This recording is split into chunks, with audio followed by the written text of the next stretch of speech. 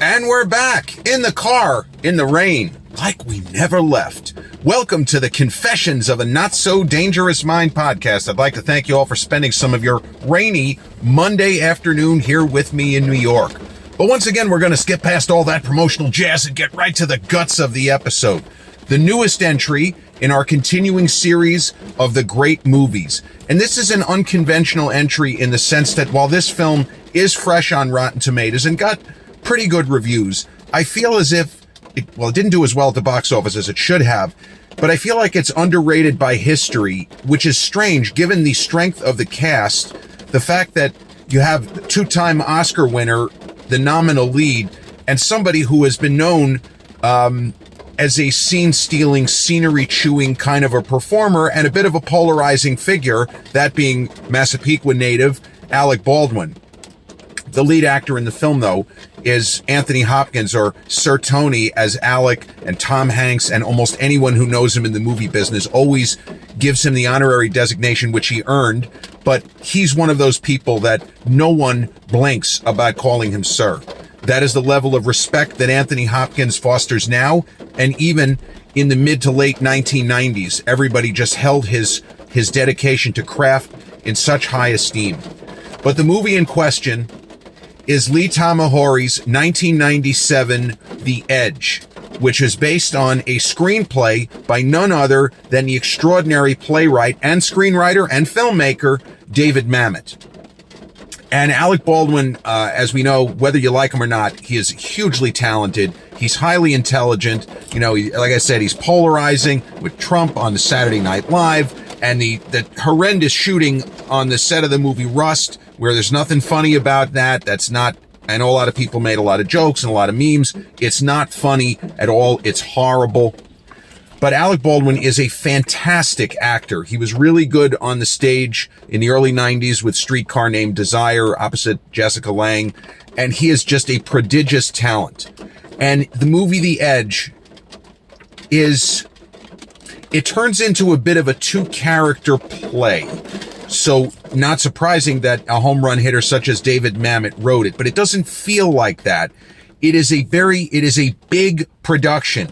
Literally, it is an enormous production. The film is set in Alaska, in an ass end of nowhere in Alaska, which is a pretty big fucking state. I've never been there, but there is a lot of surface area that is, I don't want to say uncharted, but there are not people living for miles in every direction. That is not an overstatement. That is not a cliche. That is something that comes into play in the world of the movie The Edge. And so you have this billionaire, played by Sir Tony, named Charles Morse. And I guess the closest approximation to Charles Morse among real people would be somebody like a Warren Buffett, but he's not just a financial guy. He is somebody we're presented with. He has an IQ probably close to 200. He is impossibly well-read on top of the high IQ. He is an acute problem solver. He knows everything about everything, and we're led to believe that his high intelligence is what enabled him to become a billionaire, but he is someone with a moral center. He is not a greedy, soulless automation of a billionaire. He is not a button pusher. He is not that kind of personality. He comes across like a regular guy. If you just met him at the gym, you wouldn't automatically say, well, yeah, he looks like Anthony Hopkins, but you wouldn't automatically identify this guy has the bearing of a billionaire. No. Comes across like a regular guy. Now, his wife is played by the super successful fashion model, Elle Macpherson. Now, she's playing a character called Mickey. Yes, she's a fashion model, and she does a photo shoot. We see bits of it, I should say, in the world of this film. Some of the garb is similar to Sports Illustrated photo shoots. She was the swimsuit issue cover model for a couple of years. You want to talk about how society has changed. And again, this is not a judgment. I'm the Planet Fitness of podcasts. This is a judgment-free zone. But there was a time where the Sports Illustrated swimsuit issue was OMG scandalous. And every year after the swimsuit issue, they would have a school librarian. I think they hired the same person to just keep doing it. Every year, a school librarian from somewhere in the contiguous United States. Notice I said contiguous. I don't think they ever had one from Alaska or Hawaii, but they would write a letter saying, I had to cancel the school subscription because of your indecent, disgusting, gross swimsuit issue where the women were fully clothed. They were wearing actual bathing suits. It was not porn. But nowadays, the swimsuit issue and Elle Macpherson's bedroom eyes, it's a little chaste. So in the world of this film, she plays a successful, what we think is a supermodel who married the rich older guy. It's a little bit of an Anna Nicole Smith, J. Howard Marshall vibe, but as far as we can tell, she actually does care for him. She does seem to love him. Maybe it's not, maybe the sex isn't hot, because she's probably supposed to be 30, and I guess he's supposed to be, what Hopkins' real age is, probably supposed to be in his mid to, maybe mid 60s, early 60s. It's not really that important, but the irony of this movie, on top of many, and you have the always great Harold Perrineau in a key supporting role. But Alec Baldwin, there are films where you say a little of him goes a long way. But this movie, he is so dynamic and his character is so difficult to pin down. He plays a photographer, an action photographer working with the character of Mickey. That's Elle Macpherson as Mickey Morse, the wife of Anthony Hopkins, Charles Morse. Alec is so dynamic and he is so electric in this role. He steals the film from the star. And and Hopkins is great in this movie. And Alec recently talked about this. He was on his brother Stephen, who I met. I never met Alec. I met Stephen. I met Billy. I never met Alec, from Massapequa. They would sometimes be at the school. They would go to certain events. I never was at any of the events where Alec Baldwin showed up. What are you going to do? But Stephen Baldwin's podcast, Alec talks about this film at length. And yeah, fine. Of course, Stephen is going to glad hand him and say words to the effect of, bro, this might be my favorite performance of yours. There's a lot of that. And Alec kind of poo-poos it. He always, it's like, I wanted to work with Hopkins. I wanted to do Mamet. He says all the right stuff on that podcast. And, you get the idea the brothers have had their issues over time, but you could tell that Stephen, this was a guy who was a co-star of The Usual Suspects. Stephen Baldwin's not just some random guy. He's fantastic in that film. He's a terrific actor in his own right. But Alec's character of Bob Green is a puzzle. He is an enigma. And I don't necessarily know that it's so much the genius of Alec's performance as the character was written really well, where you can perceive him in a lot of different ways. He's not really a villain. He's not really a good guy, but he comes across as very human because, stop me if you've heard this before, there's good and bad in us all. Now, I would say that Bob Green, not much of a spoiler, he's a little bit closer to a heel than a face, as they like to say in wrestling. But he's a very difficult character to make a definitive declarative statement. This guy is okay. This guy is a piece of shit. And Alec's performance is he's so intense in this. And yeah, there's a couple of moments where he does his impressions and get a few laughs, but the material is very, very serious and straightforward. So basically, in a nutshell, because I don't think the film is available on streaming, but you can rent it for a couple of bucks on Apple, on Amazon Prime. It is readily available to stream. This isn't one of those, the kind of Christopher Nolan nightmare fantasy of the evil streaming services pulling certain films just because reasons. Like I mentioned last week, how the Cocoon from 1985, you can't find it anywhere on streaming, which is a fucking joke. It was a Disney film. Ron Howard, the Beatus, one of the main players in the movie. You can't find it anywhere. But The Edge is readily available. It had a pretty long run on Amazon Prime, and I know that it's been on Netflix. You can rent it for a couple of bucks. But the story proper, it's an interesting setup where you have this billionaire, Charles Morse, and his beautiful bride, played by Elle Macpherson. And they go to Alaska with, a couple of people, but most importantly, Harold Perrineau and Alec Baldwin as this very successful photographer, Bob Green. And it seems that there might be something going on between Bob Green and Mickey Morse, but we don't really know because she does come across as a very dutiful and very appreciative and supportive spouse.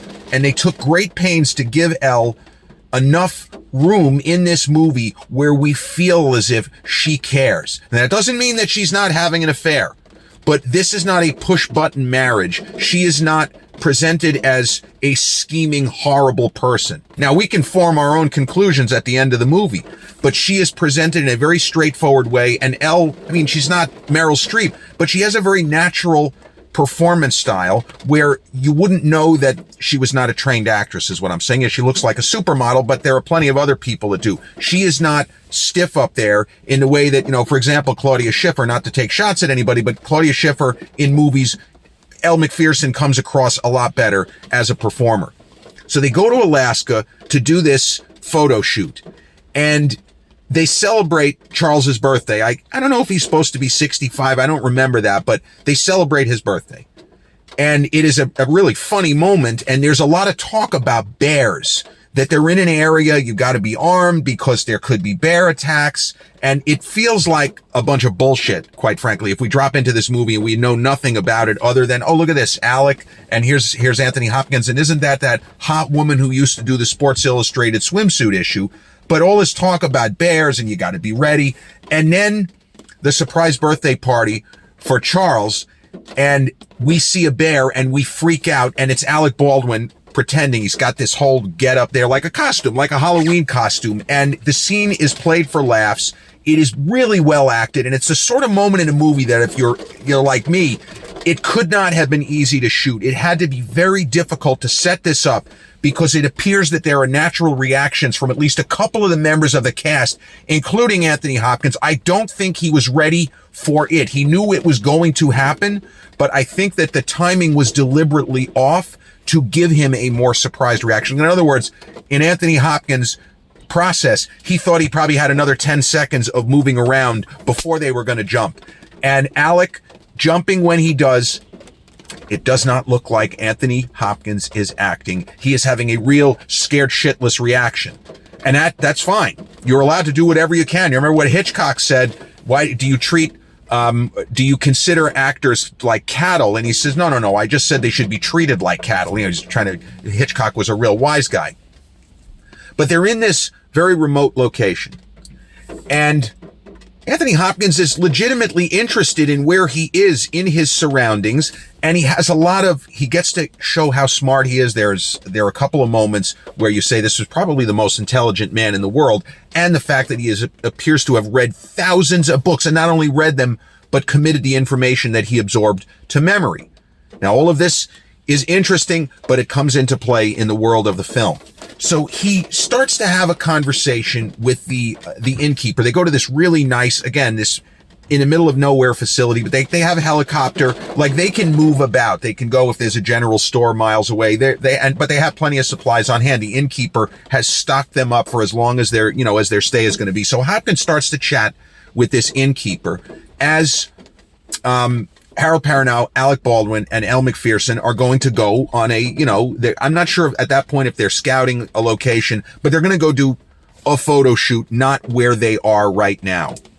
And Anthony Hopkins' inclination is going to pretty much stay put. So he starts to talk to the innkeeper. The innkeeper is an interesting guy, and they have what appears to be normal conversation, and then the guy starts to pitch a business proposal. And Anthony Hopkins' character, presumably with so much money and such an engaging guy, he doesn't come across, again, like, I hate to say Mark Zuckerberg, but he doesn't come across like a person whose whole life is just either technology or making money. He does not seem neurodivergent, I'll say it that way. This seems like a regular guy who just happens to have impossible levels of aptitudes across a spectrum of human experience. So he starts to talk to the guy, and the guy pitches him a business proposal. And Anthony Hopkins, it's one of his best moments in the film where he goes, ah. And the guy says, what? And Hopkins says, I thought you were being friendly. I thought you were having a conversation. The whole thing, the guy was just pitching him some bullshit business proposal. So now, you know what? He's offered a ride on the helicopter. It's actually not going to be Elle. She's not going. It's just going to be Alec Baldwin and Harold Perrineau on the helicopter.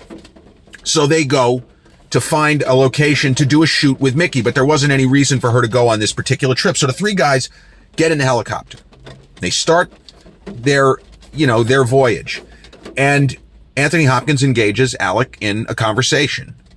And Alec Baldwin points out the obvious, I enjoy working with your wife, and I think she's great. And he goes into this whole thing. And Anthony Hopkins, with a straight face, says, okay, how are you planning to kill me?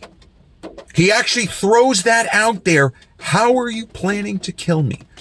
And before Alec can even really give a reaction, because that's a pretty horrifying thing to say to somebody, you were having a friendly acquaintance at worst conversation with this guy. That's what you come up with? How are you planning to kill me? All of a sudden, 12 years before Chesley Sullenberger on a U.S. Airways flight out of New York took a bird strike, their aircraft takes a horrendous bird strike. And it goes down, and it is just 3 guys, the pilot's dead. It's just the 3 guys. And, okay, how far did we get, and where are we, and when can we expect help? We got really far. I think I know where we are. We're really far. And we can't expect help because nobody knows that we were going to another location. There was a letter that was written, but it wasn't posted correctly.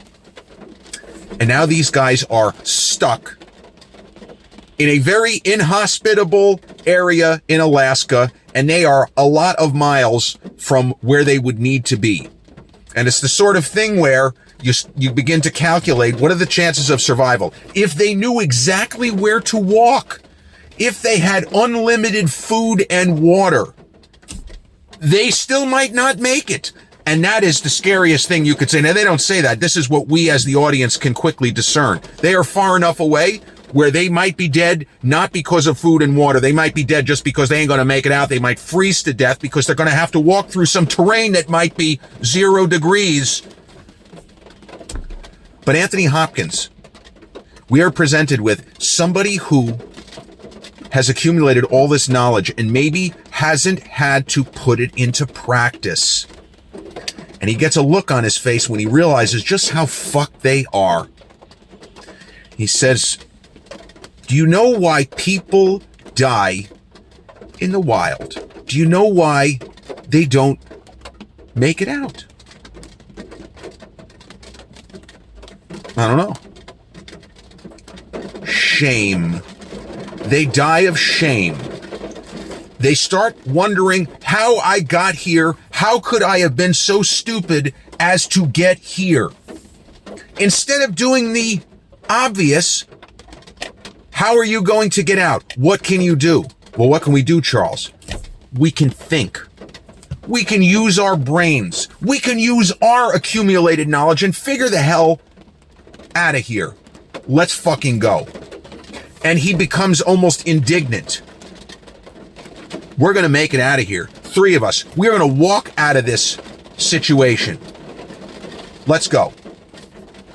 Well, unfortunately, not much of a spoiler. The Harold Perrineau character doesn't really survive that much longer in the world of the film. They are, in fact, menaced by the kind of bear that they were warned about. Now, nobody was thinking that they were going to be in the middle of the fucking wilderness. Hostile terrain, hostile territory. That wasn't part of the process. They thought that maybe the bear will, jump into this inn, this kind of lodge where they're staying.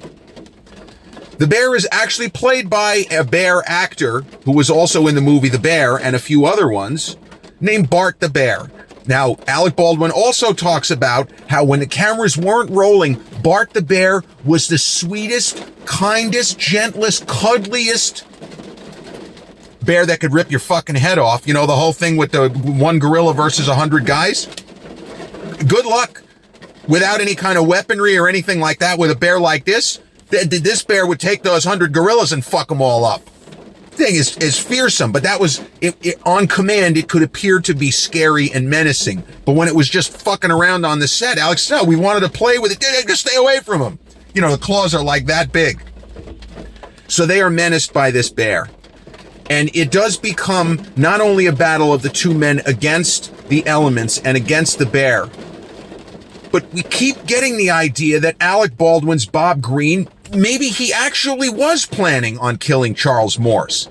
But then you say to yourself, well, how stupid? This guy doesn't seem like an imbecile.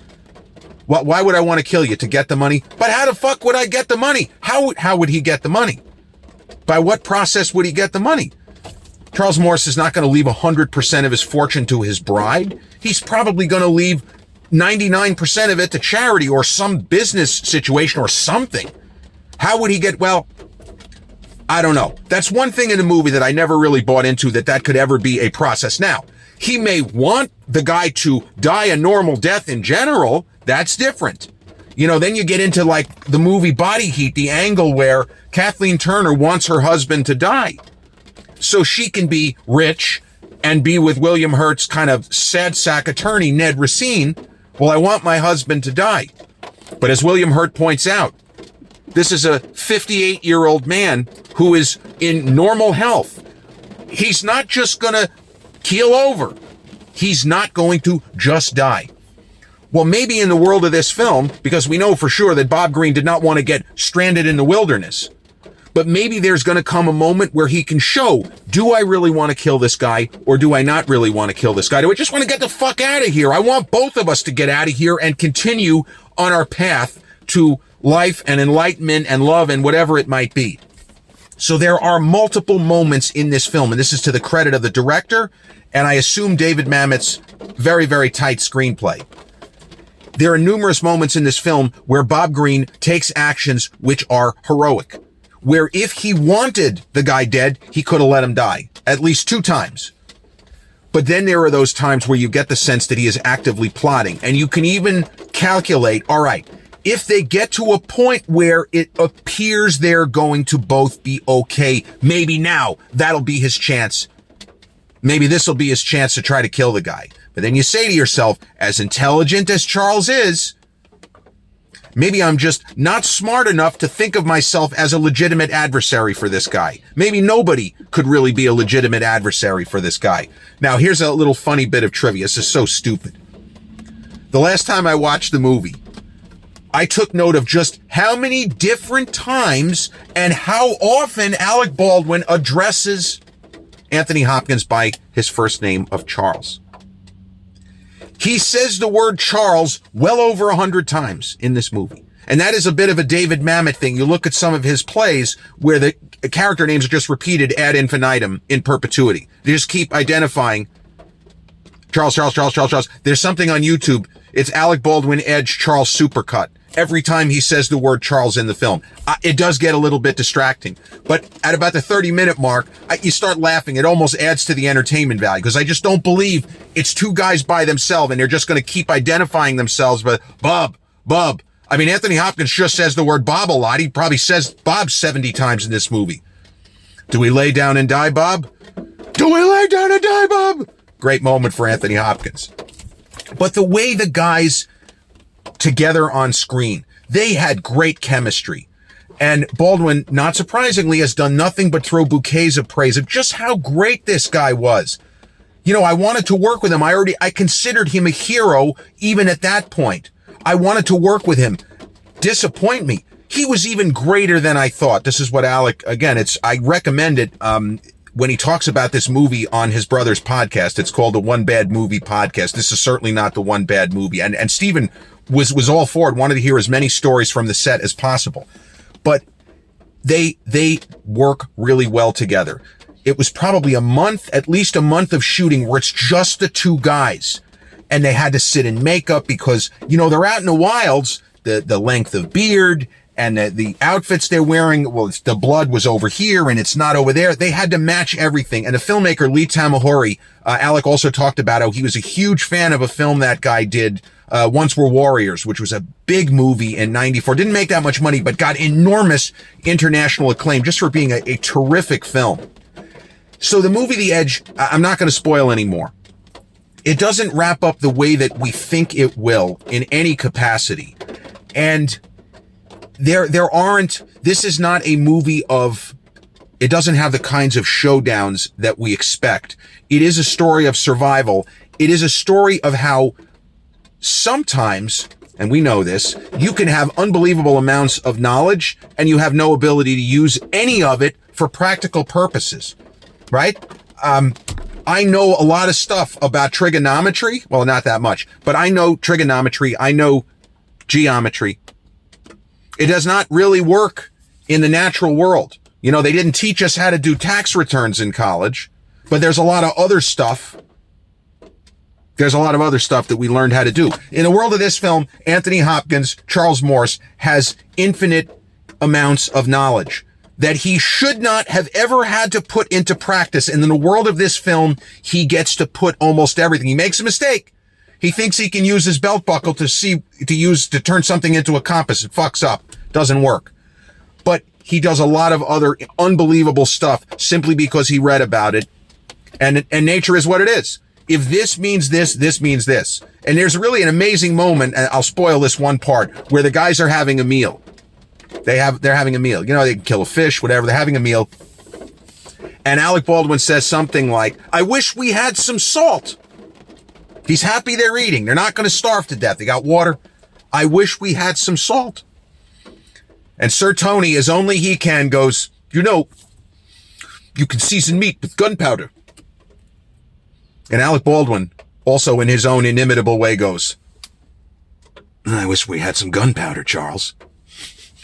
It's so good. Both guys are so good in their respective roles. And I don't really know how I would classify Bob Greene. And that, again, is to the credit of the filmmaker, David Mamet, and just a brilliant Alec Baldwin performance. This is a terrific film. It's in the 60s on Rotten Tomatoes. I mean, that is absolute ridiculous. This film should be in the 90s. I don't know anybody that has seen it. And I talk about this. You go on YouTube and you check out some of the movie reactors. Popcorn Roulette, a really good page, recently did a review of this. I think Kobe Connell is the name of the particular reactor. She has her own channel, but she really liked the movie. She also couldn't figure out, is Bob really a villain? I don't know. And that's just part of the fun of this film. And you wouldn't expect that it would have a rewatchability factor, but it is so well shot and edited and acted, and the action sequences and some of the kind of booby traps that Anthony Hopkins and Alec Baldwin put together as they're trying to get enough food to stay alive. Really, really great. Most Dangerous Game kind of stuff. Awesome. Just a great movie and very, very undersold. Not so much underrated nowadays, but a film that most people under 40, I mean, the movie's 28 years old. Most people under 40 have probably not seen this film. The Edge. From 1997, it was promoted as It's Jaws with Claws, meaning it has a Jaws setup, only it's a bear. But The Edge, directed by Lee Tamahori and starring Harold Perrineau, Elle Macpherson, a great Alec Baldwin, and the extraordinary Sir Anthony Hopkins. This has been episode 504 of the Confessions of a Not So Dangerous Mind podcast. I'd like to thank you all so much for spending some of your Monday early evening here with me in New York. And if you check out this episode on the YouTube channel, haven't done so already, please click like, subscribe, comment, share, turn on those notifications. Or if you catch this episode on the audio platforms such as Podbean, Spotify, iTunes, or the others in which we're hosted, same general rule applies. Click like, subscribe, share, and turn on those notifications. I'll be back with a new episode real soon. Until then, peace.